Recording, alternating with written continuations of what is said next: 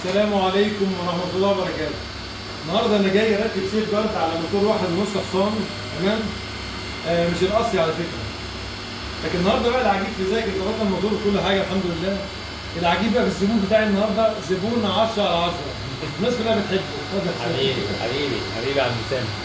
حبيبي يا عم سامي. السلام عليكم. معلم هاني بوند طبعا غني عن التعريف. يا عم سامي طبعا غني عن التعريف، وانا طبعا اتشرفت بيه.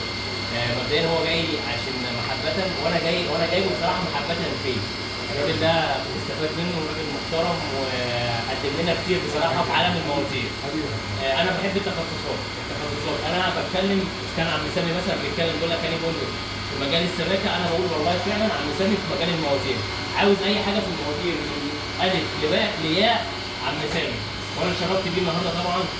وزي ما انتم شايفين طبعا لما اجي اقول سيف جارد يعني عم سامي.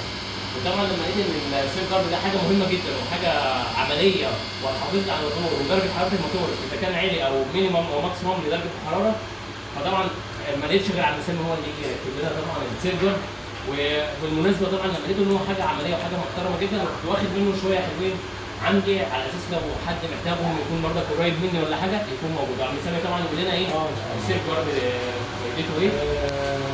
بص هاني طبعا راجل غني التعريف وعجبه السيف جارد، فقال لي انا عايز اشتغل فيه، فان شاء الله خد منه كميه من الشركه ويبدا شايف السيف جارد. يبقى عندنا موقع في مصر الجديده لتوزيع السيف جارد عند معلم هاني بوند ان شاء الله. حبيبي يا عم سامي. ليه الشرف انت عملت معاه النهارده ان شاء الله.